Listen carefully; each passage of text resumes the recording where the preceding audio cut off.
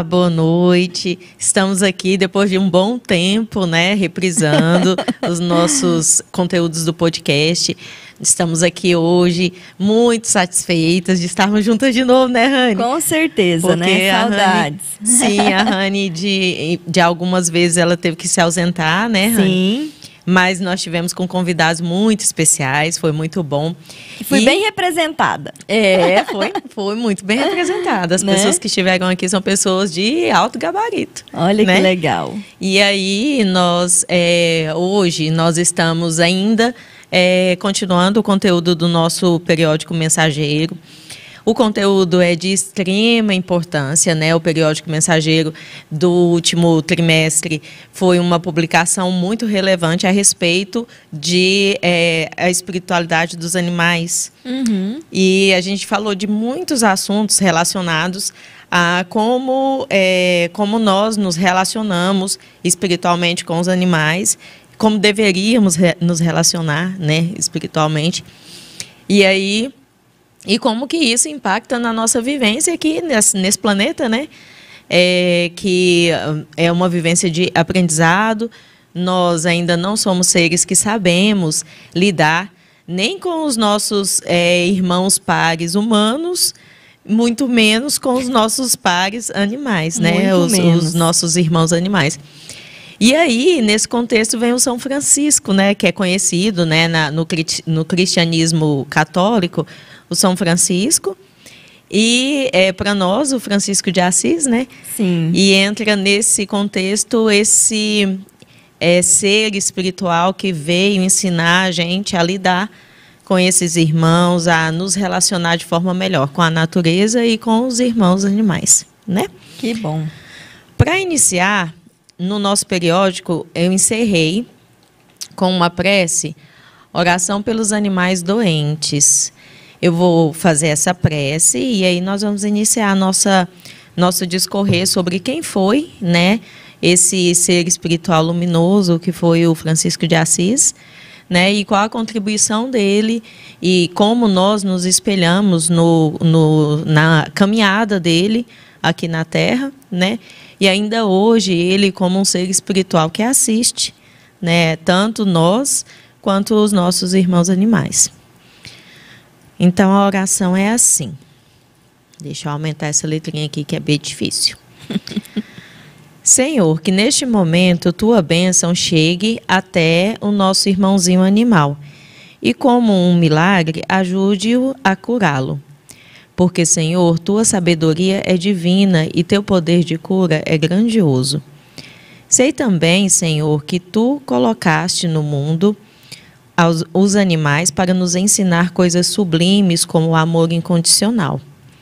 Por este amor que peço por essa criaturinha que está enfermo, se reabilitar e que seja curado. Por ti e pela tua graça. Estou com o coração apertado porque nada posso fazer, mas confio na tua força bendita. Senhor, em ti confio e entrego esse pequeno animal nas tuas mãos curadoras e divinas. Neste momento, Senhor, elevo o meu pensamento para pedir também para os médicos de cura da espiritualidade maior trabalhar e ajudar na nossa batalha, eliminando as enfermidades e o sofrimento desse animal. Senhor, que a partir desta oração a cura se faça presente e que esse pequeno animal obtenha saúde hoje, amanhã e sempre. Bendito és tu, Senhor, e santo é o teu nome para todos sempre. Francisco de Assis. Que assim seja. Que assim seja. Essa oração foi realizada, primeiramente, porque é uma oração que foi ensinada por Francisco de Assis. Uhum. E é sabido que ele é o protetor dos animais, né, e padroeiro da ecologia. Assim, né, denominado pelo catolicismo, né? E nós sabemos e entendemos também que muitos dos santos católicos contribuíram muito para o nosso entendimento da doutrina espírita. Uhum. Né? E aí, a forma como o Francisco de Assis lidou nessa relação com os animais nos ajuda a entender o quanto nós ainda precisamos aprender sobre esse amor incondicional que é preciso estabelecer com todas as criaturas, não só com os nossos irmãos humanos, né? E aí essa oração, ele ensina como uma forma de cuidar e proteger dos animais que estão enfermos, né? O Francisco de Assis não só ele foi um grande assistente, como que se fala? Um grande ser de luz que assistiu a esses seres, os animais, como também nos ensinou muito. Tem a nossa oração aqui padrão, eu vou dizer, né? Daqui do podcast Ser Fraterno e do atendimento fraterno, eu sempre digo que é a oração de São Francisco. Sim. Porque é uma oração que traz um conteúdo e uma luz muito grande, tanto para quem trabalha quanto para aquele que é assistido, né? E aí essa oração é ensinada, principalmente porque às vezes a gente pensa que se a gente está numa condição de ver um animalzinho em sofrimento, né, um serzinho que indefeso, em dor, a gente não imagina que às vezes a oração pode ajudar. E tem pessoas que têm muita restrição com relação a isso, né? Eu acho que não só os animais, até Andrei Moreira é um homeopata, um médico, né? Ele até trabalha muito com as constelações familiares. Sim. E aí, ele é um espírita palestrante. No YouTube você encontra muita palestra dele. Ele explica que quando ele começou no espiritismo e tal, e começou a estudar a questão de passes. Sim. E aí, um dia ele teve um problema em casa com questões eletrônicas, assim, negócio de computador e tal, não estava dando certo, não sei o quê. Dizendo ele que ele pensou na cabeça dele assim, se passe funciona para pessoas, deve funcionar também para alguma coisa, assim, deve dar uma energia aí pro, né? Sim. E aí ele deu um passe no computador e dizendo ele que funcionou. Olha só.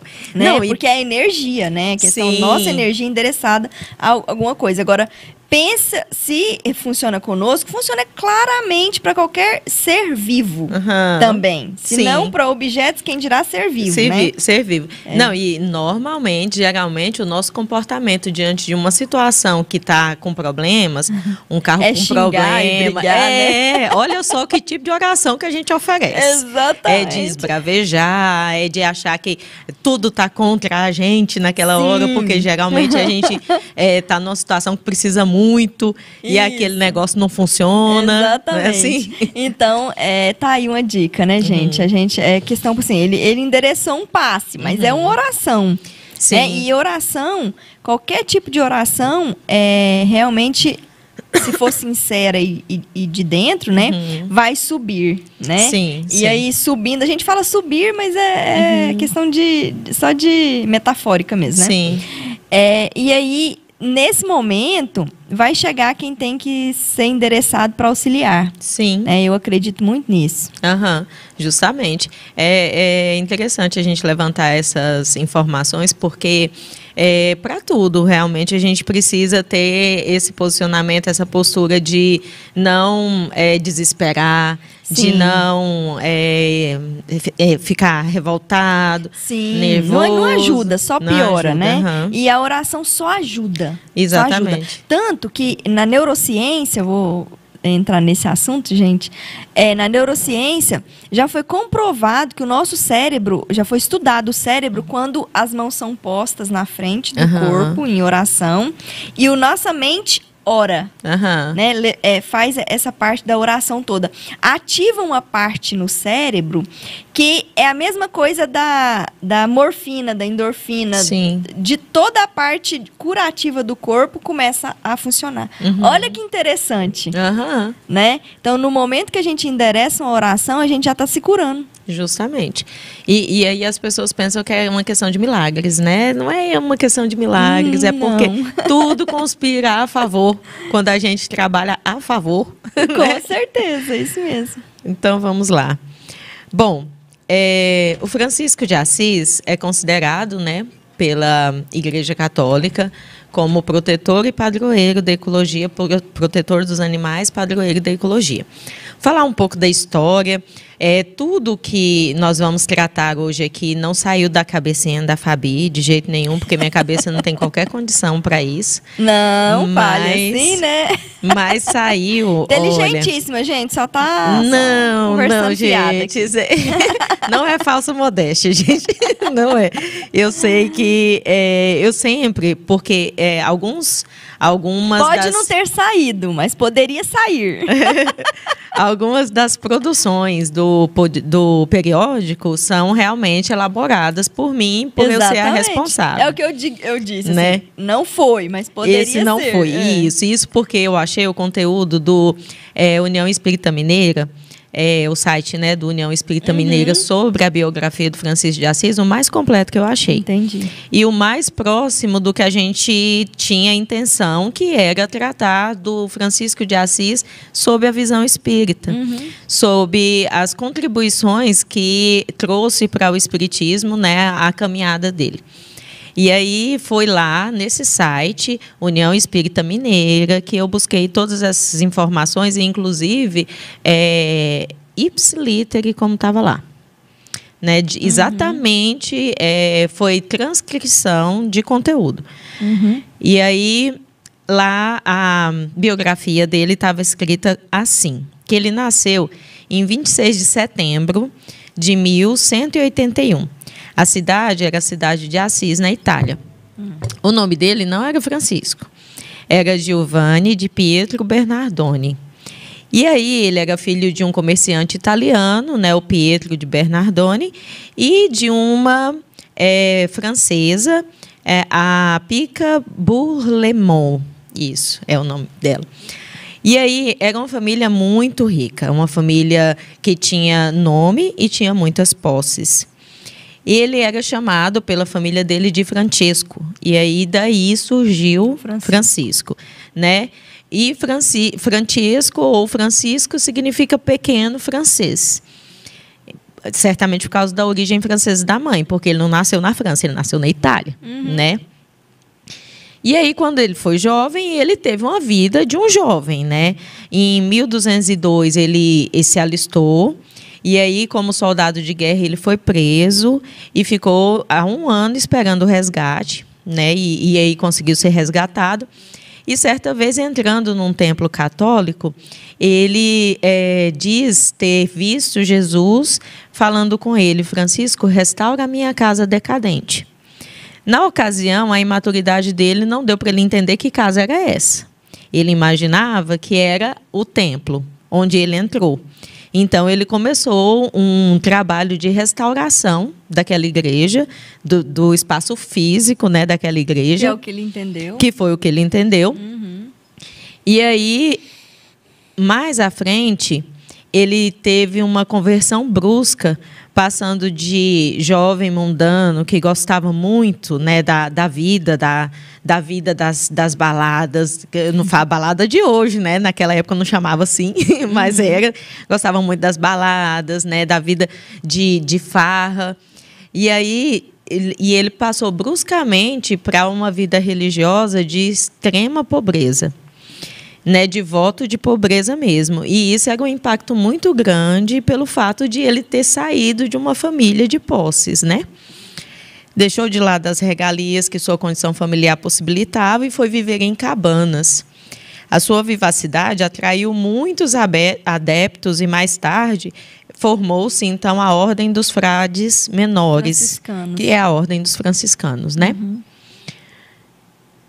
Ele, que era chamado de o pobrezinho de Assis, né? Sim, o pobrezinho de Assis.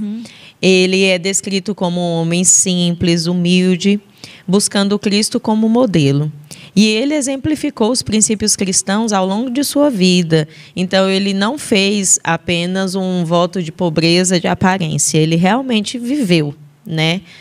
E preocupado com o seu semelhante, afastou toda a vaidade e orgulho, recusava posses e ele nunca se tornou um sacerdote, ele nunca se associou mesmo a a Ordem dos Franciscanos hoje é uma parte da igreja, né? Uma parte da formação dos clérigos, que eu acho, né? Que é assim que fala. Mas ele não Ele não quis se associar em nada relacionado à igreja, porque ele dispensava as ordens eclesiásticas e as promoções sacras. E porque ele acreditava que isso não ia de encontro ao que ele tinha se proposto, né? Juntamente com seus filhos, que ele não teve filhos biológicos. Francisco renovou a vivência do catolicismo na época, conservando o hábito de viajar a pé pelas localidades, pregando e vivendo completamente das doações que recebia. Para Francisco, o evangelho devia ser seguido à risca com todo rigor, imitando a vida de Jesus. Enalteceu o dom da caridade, pregando o amor à criação de Deus, à natureza, aos animais e, sobretudo, ao ser humano, valorizando especialmente os mais pobres. Chamava todas as criaturas de irmãos e se considerava a menor delas. Então, ele chamava todas as criaturas de irmãos. Espera aí, deixa eu ver onde que eu estou. Ainda estou aqui. Pelo fato de realmente ser a humildade uma das suas principais marcas, ele não se colocava como nós nos colocamos, como, por exemplo, em relação aos animais, nós somos superiores. No nosso entendimento, o fato de nós termos um adiantamento maior de raciocínio, nós achamos que os animais são inferiores a nós. E ele vem mostrar que nós todos da criação divina somos irmãos, né? E precisamos nos respeitar como se fôssemos. Com certeza. Né? Algumas fontes mediúnicas fazem menção de o apóstolo João Evangelista, em pretérita reencarnação, ter sido Francisco. O evangelista esteve presente em todos os acontecimentos importantes relacionados ao Mestre, inclusive no momento crucial da crucificação. A narrativa bíblica conta que, na última ceia, ficou assentado ao lado do Cristo em posição privilegiada. Em seus últimos momentos na carne, Francisco pediu para lerem os textos evangélicos correspondentes à última ceia. Então, algumas pesquisas na área mediúnica levam a entender que Francisco era o João Evangelista, né? Na reencarnação, quando João Evangelista morreu velhinho, né? Sim. E aí diz assim: João foi quem ficou ao lado de Maria após o desencarne de Jesus, o que explicaria a adoração de Francisco de Assis, a mãe do Mestre. O evangelista ainda participou ativamente do colégio apostólico, sendo o último a morrer, né? Bem idosinho. Escreveu 5 dos livros do Novo Testamento, o 4º Evangelho, 3 Epístolas e Apocalipse. Francisco de Assis, tendo sido João Evangelista, foi um dos excelsos benfeitores espirituais na codificação sistematizada por Allan Kardec e deixou-nos algumas mensagens bem profundas, como a publicada na Revista Espírita de dezembro de 1864, sessão comemorativa da Sociedade de Paris. E aí esse texto, né, eu vou fazer uma leitura e a gente vai discorrer a respeito dessa importância de, tanto no Evangelho quanto nas revistas espíritas, a presença desse irmão, né? O amor é a lei do Espiritismo. Ela dilata o coração e faz amar ativamente aqueles que desaparecem na vaga penumbra do túmulo. O Espiritismo não é um som vão, caído dos lábios mortais e que um sopro leva. É a lei forte e severa que proclamou Moisés no Monte Sinai, a lei que afirma os mártires ébrios de esperança, a lei que discutiam os filósofos inquietos e que, enfim, os espíritas vêm proclamar. Espíritas, o grande nome de Jesus deve flutuar como uma bandeira acima dos vossos ensinamentos. Antes que fosseis, o Salvador trazia a revelação em seu seio, e a sua palavra, prudentemente medida, indicou cada uma das etapas que percorreis hoje. Então, antes até que nós soubéssemos o que é ser espírita, né, o Salvador estava ali, trazendo através de outras revelações, né, o que é essa vivência cristã. Os mistérios desabaram ao sopro profético que abala as vossas inteligências. como outrora as muralhas de Jericó. Na Revista Espírita de 1863, o apóstolo João enfatiza que chegou a hora em que o Espiritismo deve rejuvenescer e vivificar a própria essência do cristianismo. Então, a boa nova, né? Então, o cristianismo até ali, antes de o Espiritismo se tornar todo esse processo de codificação, de Kardec e tudo, o cristianismo vivia uma condição de muita dificuldade, né, de dificuldade relacionada às decadências das religiões, né? E aí, aqui ele fala que o Espiritismo veio para rejuvenescer e vivificar a essência do cristianismo.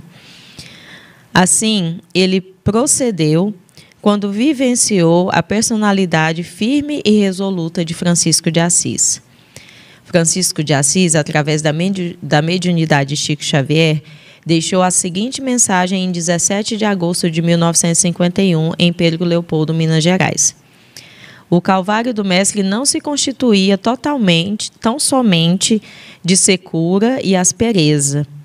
Do monte pedregoso e triste jorravam fontes de água viva que descendentaram a alma dos séculos.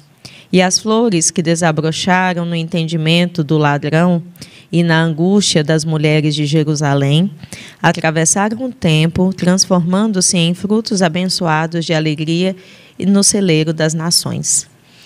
Então, olha só a profundeza, né, dessas palavras, né, de que a morte do Cristo não foi morte, né? E que dali nasceram muitas coisas, muitas bênçãos de entendimento que a humanidade até naquele momento não tinha, né? E aí ele fala: colhe as rosas do caminho no espinheiro dos testemunhos, porque testemunhar não é fácil. Quando a gente fala bem assim, dá o seu testemunho. A gente não está falando para a pessoa contar uma conversa fiada de qualquer coisa, né? De, vamos dizer assim, de porta de boteco. Quando você fala de dar o seu testemunho, é porque alguma coisa transformou na sua vida para você poder falar um testemunho, né? Com certeza. E aí ele fala: colhe as rosas do caminho no espinheiro dos testemunhos. Então, lá no espinheiro dos testemunhos é que a gente vai colher rosas. Nós não somos espíritos que estamos na condição ainda de colher só rosa. A gente vai passar por esse espinheiro primeiro, né? Entesoura as moedas invisíveis do amor no templo do coração. Retempera o ânimo varonil, em contato com o rócio divino da gratidão e da bondade. Entretanto, não te detenhas, caminha, é necessário ascender. Indispensável o roteiro da elevação com sacrifício pessoal por norma de todos os instantes. Então, a elevação não acontece sem sacrifício pessoal.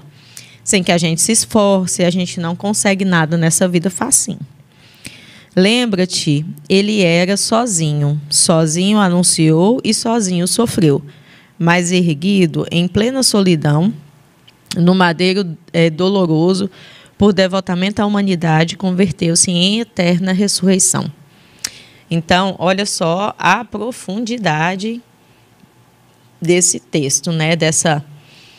Dessa mensagem dele. Não tomes outra diretriz, sendo a de sempre, senão a de sempre. Descer auxiliando para subir com a exaltação do Senhor. Dar tudo para receber com abundância. Nada pedir para nosso eu exclusivista, a fim de que possamos encontrar o glorioso nós da vida imortal. Ser a concórdia para a separação. Ser luz para as sombras, fraternidade para a destruição, ternura para o ódio, humildade para o orgulho, bênção para a maldição. O que é isso aqui? Roteiro do ser fraterno, né? Porque o trabalho do acolhimento fraterno em qualquer casa espírita deve seguir esse roteiro aqui.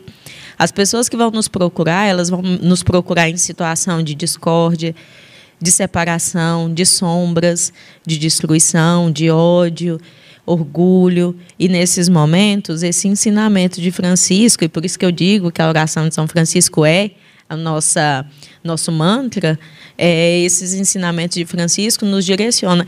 E aí eu estou falando isso para a nossa condição de atendentes fraternos, de estarmos no processo, no trabalho do acolhimento fraterno numa casa espírita. Porém, isso daqui é roteiro de vida, né? Independente do local e da condição, da sua posição dentro daquele espaço social, né? Amar sempre é pela graça do amor que o Mestre persiste conosco, mendigos dos milênios que somos, né? Derramando a claridade sublime do perdão celeste, onde criamos o inferno do mal e do sofrimento. Ele falou que Deus jogou sobre nós o inferno do mal e do sofrimento, onde criamos, né? Quando o silêncio se faz mais pesado ao redor dos teus passos, aguça os ouvidos e escuta. A voz dele ressoará de novo na acústica da tua alma.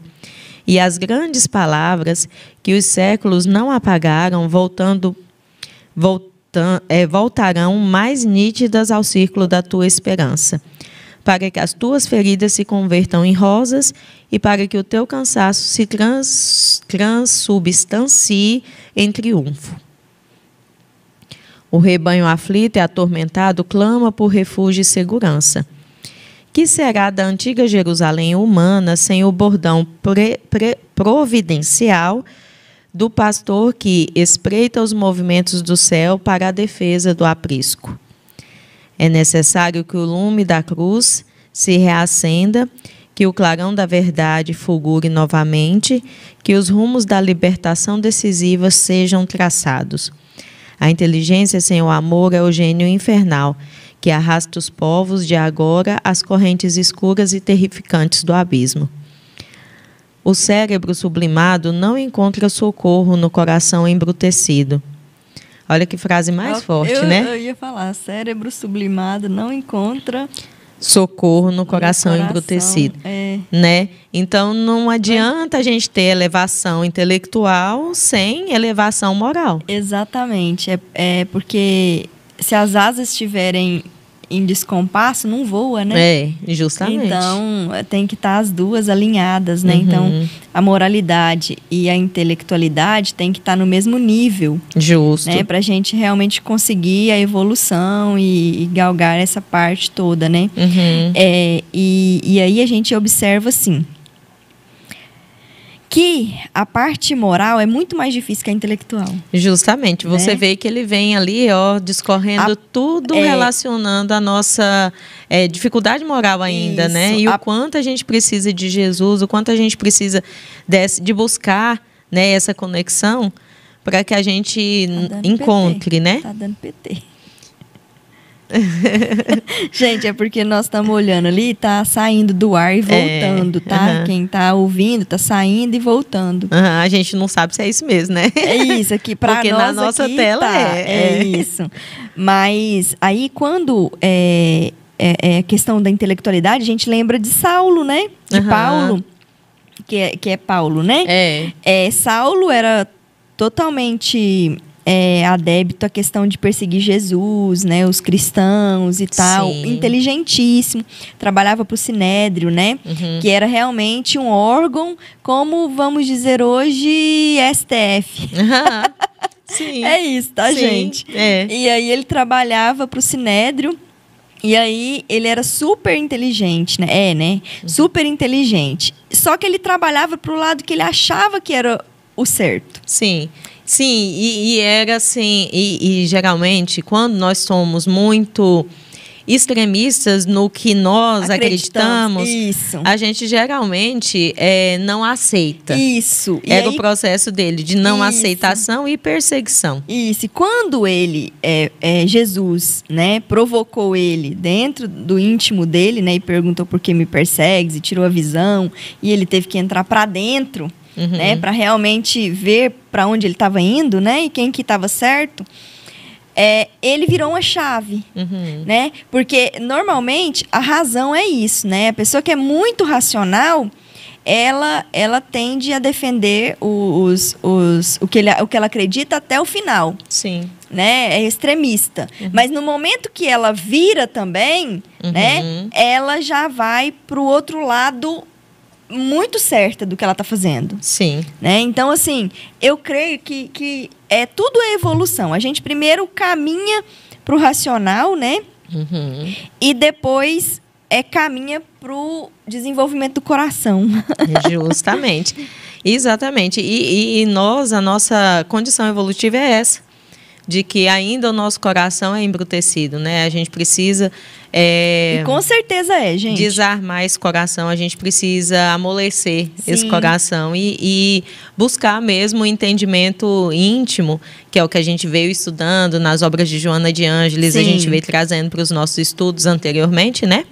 Que nós vamos sequenciar quando a gente, né, mudar o nosso assunto, que por enquanto nosso assunto é prioridade, o periódico, né? E aqui fala: a cultura transviada da época em que jornadeamos, então a cultura que foi transviada durante a nossa caminhada. Isso por quê? Porque por mais que a gente tenha essa elevação intelectual, como ela está a favor do nosso ego, né, daquilo que eu acredito, porque o que eu acredito é maior e melhor do que o outro acredita, a gente também tem uma... organização do nosso entendimento cultural transviado. Não é exatamente o que se é esperado. Porque se nós alimentássemos a nossa cultura com aquilo que realmente é o bom, com aquilo que realmente é para o bem e para o bem comum, nós teríamos uma cultura como muitos relatos mediúnicos falam das culturas das regiões elevadas, né, que a cultura, a arte, é de uma forma que nossa condição de sentidos não é capaz nem de entender. Exatamente. Né? Falam de músicas que a gente não conseguiria entender de tamanha beleza. Quadros, pinturas que a gente não conseguiria entender de tamanha beleza. Que a gente já leu obras espíritas que falavam que tem espíritos, né? Eu não lembro qual é a colônia, né? Que eles... Nosso lar retrata, mas assim, eu li em outro lugar que os espíritos angelicais, que são os arcanjos, os anjos que dizem, né? Fala arcanjos e anjos e tal, são espíritos angelicais, que eles estão acima um pouco dos espíritos superiores, né? E aí esses espíritos, a alimentação deles é luz e a energia solar. Sim. Então, quando começa o nascer do sol, eles começam a se postar nos mais altos lugares do mundo, do nosso planeta Terra, para se alimentarem, gente. Olha que coisa linda. Eu rupei tudo, porque a minha visão é eles de branco no cume da montanha. Assim, na minha visão é isso, né? Eles lá, assim, né? Lindos, né? Assim, se postando para se alimentar da energia solar, né? É a coisa mais linda que tem. Então, e aí... E lá falava aos sons de harpas, né? Que era a música, né? Que eles cultuavam. Exatamente. E aí, a cultura transviada da época em que jornadeamos, relegada à aflição, ameaça todos os serviços da Boa Nova, em seus mais íntimos fundamentos. Pavorosas ruínas fumegarão, por certo, sobre palácios faustosos da humana grandeza, carente de humildade, e o vento frio da desilusão soprará de rijo sobre os castelos mortos da dominação que, desvairada, se exibe sem cogitar dos interesses imperecíveis e supremos do espírito. Então, quando nossa cultura, nossas vivências vão se afastando da nossa condição espiritual, quando nós estamos nessa busca incessante de nos encontrarmos dentro de uma condição material, porque nós não temos uma vida material, nós vivemos uma condição material que o espírito precisa para aprender. Com certeza. Né? Nós somos seres espirituais. E aí, quando nós distanciamos dessa nossa essência espiritual, nós nos perdemos de uma tal maneira que todos, olha, aqui fala, sem cogitar dos interesses imperecíveis e supremos do espírito. Nós esquecemos quais são as necessidades que o nosso espírito tem. E são necessidades muito pequenas comparadas com o que a gente busca materialmente, porque materialmente a gente busca coisas que nunca vão saciar as nossas necessidades, né? Com certeza. É imprescindível a ascensão. Quer dizer, é mais que necessário a gente buscar essa ascensão, buscar elevar o nosso nível moral. A luz verdadeira procede do mais alto e só aquele que se instala no plano superior, ainda mesmo coberto de chagas e roído de vermes, pode, com razão, aclarar a senda redentora que as gerações enganadas esqueceram. Então, fomos nos enganando, estamos ainda nos enganando, e aí mesmo aqueles que ainda não alcançou a condição de superioridade moral, ainda esses podem, percebendo a própria condição, e aqui fala, chegando no plano superior, coberto de chagas, roído de vermes, mesmo assim, ainda pode, com razão, aclarar a senda redentora que as gerações enganadas esqueceram. Vamos falar aqui de André Luiz. Olha, André Luiz, que chegou realmente no plano espiritual numa condição de dificuldade muito grande, né? O espírito de André Luiz sofreu anos. É outro exemplo da intelectualidade muito forte, né? Assim, exatamente. Já tinha conseguido uma condição intelectual bastante privilegiada, né? E que a moralidade ainda não tinha acompanhado, mas no dia que ele virou a chave, ele virou de uma vez também. Isso, né? E aí olha a contribuição de André Luiz. Esforçou tanto, porque ele jogou todo o esforço dele, né, ali em se regenerar, em fazer para pessoas, né? Tipo assim, servir. Né? E o conhecimento dele na área da medicina, sim, nas psicografias de Chico Xavier, psicografias de 1940 e da década de 40, da década de 50, eram psicografias consideradas alucinadas, né, para as pessoas, para os estudiosos que acreditam que o espiritismo é uma alucinação, né? E aí o que acontece hoje na medicina já os avanços da medicina acompanham aqueles raciocínios daquela época.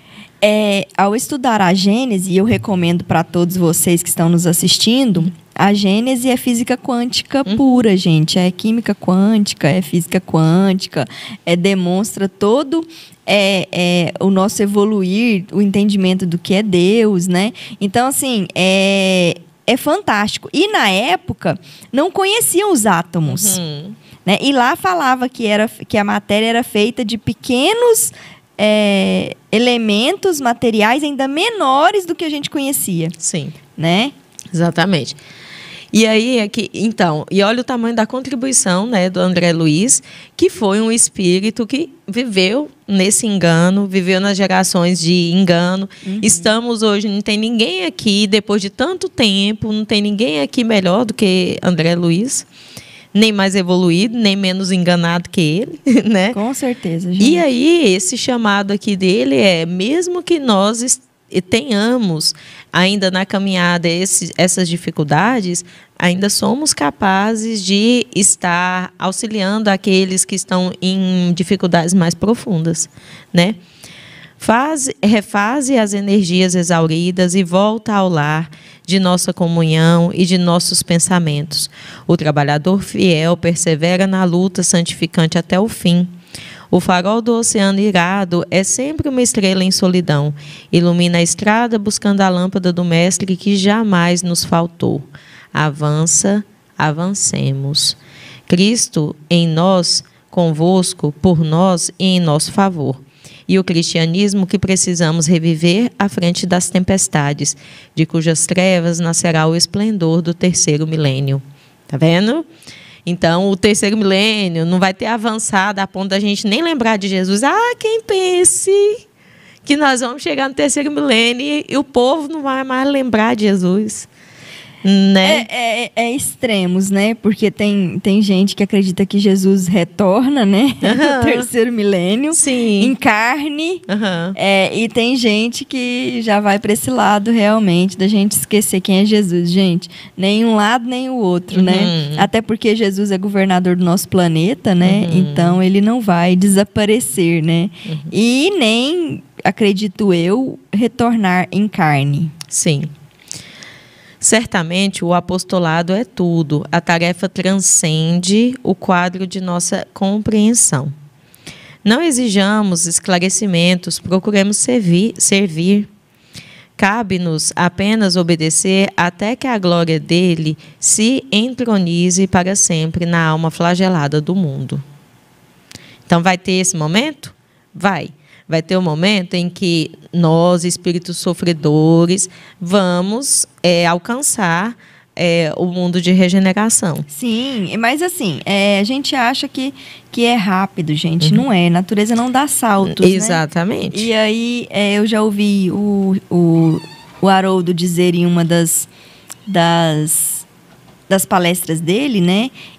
Nos estudos dele, ele concluiu de que será perto de 1000 anos, né? A transformação total. Sim, e assim, quando a gente, alguns, assim, otimistas demais da conta, marca a data, daqui 50 anos já vai estar bom demais. Não, pode estar bom se você considerar hoje, né? Sim, e essa tem que ser a referência. Isso. A referência, né? De hoje para daqui 50 anos, muito provavelmente, se nós consideramos a lei do progresso. Mas um planeta de bilhões de anos. Gente, nós estamos num planeta que começou há bilhões de anos atrás. Sim, né? E outra coisa que a gente tem que avaliar é que a transformação vai ser individual para que se tenha a transformação coletiva. Sim. Agora, para e pensa, até todo indivíduo se tornar regenerado. Sim, e assim, claro que até está no Apocalipse, eu acredito também nas escrituras, né? É que aquela parte vai ficar 1/3 da população mundial, né? Mas é para o mundo de regeneração 1/3 da população mundial. Eu acredito que sim. Mas o restante não vai desencarnar de uma vez, né? Nós vamos realmente sendo mudados, né? Nós vamos mudar de lugar, né? Os que realmente não estiverem afim, né, afinizado com o mundo de regeneração, ele vai ser retirado, né? E vai ser atraído para um planeta condizente com a condição evolutiva dele, né? Mas isso não é pena, né? Não vamos pensar que é pena, não. É simplesmente uma mudança para a condição, né? Realmente que ele está ali se encaixando, ou que ele pode ajudar, né? Dependendo do planeta que ele vai ser levado, como os exilados de Capela vieram para cá, né? E auxiliaram no desenvolvimento do planeta. Então, é paulatinamente, não é de uma hora para outra. Sim. Né? E, por exemplo, eu creio que ainda vai dar tempo da gente encarnar mais algumas vezes. Eu também. Até lá, né? Eu espero. A minha esperança é essa. Que aí, quando o planeta estiver realmente regenerado, eu possa permanecer nele, né? Vamos trabalhar, né? Vamos trabalhar. Vamos trabalhar para isso. Segue, pois, o amargurado caminho da paixão pelo bem divino, confiando-te ao suor incessante pela vitória final. O Evangelho é o nosso código eterno. Jesus é nosso mestre imprescindível. Subamos em companhia dele no trilho duro e áspero. Agora é ainda noite que se rasga em trovões e sombras, amedrontando, vergastando, torturando e destruindo. Todavia, Cristo reina e amanhã contemplaremos o celeste despertar. E aí, essa é a mensagem dele, né? Lá no Reformador, na revista. E aí, Francisco de Assis desencarna em 3 de outubro de 1226. Na verdade, o dia de São Francisco é considerado dia 4 de outubro. Aqui fala que ele desencarna dia 3, mas é comemorado dia 4 de outubro. É uma tradição católica considerar o dia do santo o dia do seu desencarne e não o dia do seu nascimento, né? Então, quando a gente vê o dia do santo fulano de tal, foi o dia que ele desencarnou. É? Eu não sabia. Não sabia? São Pedro, dia 24 de junho. É o dia que desencarna. É o dia que desencarnou, E é interessante, porque para nós, desencarne é o fim, né? Para as pessoas, o entendimento, desencarne. Mas sabe que tá certo? Porque ele nasce que eu ia dizer. Tipo assim, ele nasce para a vida verdadeira. E aí ele nasce para a jornada dele de santo. Exatamente. Entendeu? Tipo assim, porque ele desencarnou, ele terminou a parte material dele. Sim. E ele começa a jornada espiritual dele, realmente, né? Como considerado santo, né? Como eles têm de tradição considerar. Isso, exatamente. Então, e por isso que eu acho que é o certo, né? Interessantíssimo, né? Exatamente. Foi em 1979 que o Papa João Paulo II proclamou o santo patrono dos ecologistas, o São Francisco.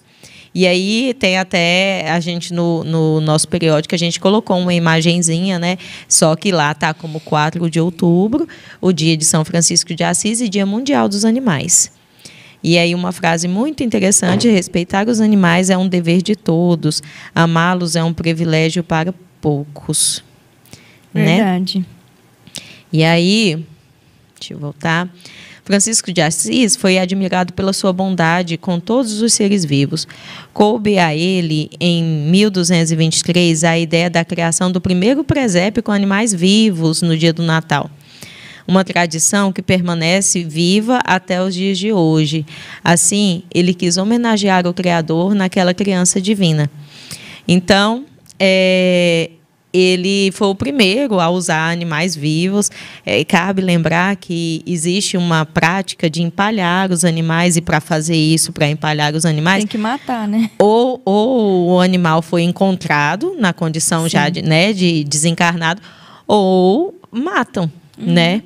E muitos desses animais que são encontrados empalhados, que nem a gente tem aqui na Secretaria do Meio Ambiente, eles foram mortos brutalmente em atividades de caça. Sim. Tem pessoas que realizam a atividade de caça para alimentar-se. O que hoje é injustificável, já que existe carnes de várias procedências de animais no mercado. Então, não tem qualquer necessidade de uma pessoa ir à caça. Né? É uma prática que muita gente considera esportiva, que também não é uma condição. Né? Tem até um dos policiais que cuidava do trabalho do IBAMA, que ele diz que se o caçador fosse brigar de igual para igual com o animal, ele considerava que até podia, já que ele considera esporte, então que brigue de igual para igual. Mas utilizar uma arma para tirar a vida do animal é uma covardia muito grande, né? E aí, eu fui longe lá para o outro extremo. Mas aqui nós estamos falando de o quanto Francisco de Assis era cuidadoso, né? Aqui começam algumas das curiosidades a respeito dele, né? Eu vou falar rapidinho, porque nós já estamos com o tempo quase esgotado, que além dessa curiosidade de fazer o presépio com animais vivos, ele também tem uma história muito interessante, que ele fala o seguinte, que um bando de andorinhas seguiam continuamente formando uma cruz, e que em uma ocasião na qual ele ia pregar em Alvino, disse: irmãs andorinhas, agora eu tenho que falar comigo. Agora eu tenho que falar comigo. Em outra ocasião, ele amansou um lobo. Então, assim, ele conversou com essas andorinhas. Depois, em outra ocasião, tinha um lobo que estava atormentando uma comunidade. E aí ele conversou com esse lobo: vem aqui, irmão lobo, mando-te da parte de Cristo que não faças mais mal a mim e nem a ninguém. E aí, quando ele estava no monte rezando, um outro pássaro lhe avisou que era a hora da oração da meia-noite. Então, assim, era como se ele conversasse com os animais, né? E como era compreendido, né? Isso, como se ele conseguisse compreender e conseguia conversar com os animais. Então, essas são algumas das curiosidades a respeito do Francisco em relação a esses irmãos. E aqui fala que ele tinha cuidados não só com os animais, mas ele tinha preocupação com os vegetais, ele tinha cuidados com os cosmos, as estrelas, com os homens, as mulheres, as crianças, especialmente os pequenos, os pobres e os doentes. Então, ele realmente era um ser iluminado, que sabia perceber a essência das coisas que existem e a natureza do Criador em tudo, né? E é isso, sobre Francisco de Assis. Eu espero que essas informações tenham trazido novidades, que tenham trazido também uma nova forma de ver quem foi esse ser de luz. Né? São várias as obras espíritas que falam sobre as contribuições de Francisco, né? Sim, gente, é muito lindo, né? É muito lindo a gente ficar sabendo aí como que foi a trajetória, né? Uhum. E como que foi a defesa dele perante os animais. Sim. Né? O De Luca, em um dos livros dele, que ele fala, tem vários livros sobre Jesus. Eu não lembro mais se era Jesus o Médico, eu não lembro o nome completo do livro, mas um deles ele fala sobre o Chico Xavier num hospital, entrando no hospital, e aí e o Chico Xavier sempre foi muito devoto de São Francisco, né? E aí, quando ele entrou no hospital, na porta do hospital, ele vendo todo o sofrimento, ele se depara com Francisco de Assis, cuidando. Então, é um texto muito bonito, eu não vou lembrar nem o nome do livro, porque eu leio vários. É igual eu. E aí, depois, eu não lembro demais de onde que eu tirei, mas eu lembro da história. Exatamente, eu também já vi essa história. Exatamente. Então, é isso. Olha, foi muito gratificante conhecer muita coisa que fala aqui sobre Francisco de Assis, eu não conhecia, né? E foi muito gratificante para mim escrever sobre isso e ter essas informações no periódico. Eu espero ter contribuído também aqui hoje. Sim, com certeza, né? Eu não era para mim ter preparado a oração e eu não preparei, né? E eu vou fazer a oração que Jesus deixou para nós, né? Sim. Pai nosso que estais nos céus, santificado seja vosso nome. Venha a nós o vosso reino, seja feita a vossa vontade, assim na terra como nos céus. O pão nosso de cada dia nos dai hoje. Perdoai as nossas ofensas, assim como nós perdoamos a quem nos tem ofendido. E não nos deixeis cair em tentações, mas livrai-nos de todos os males, encarnados e desencarnados, e que assim seja.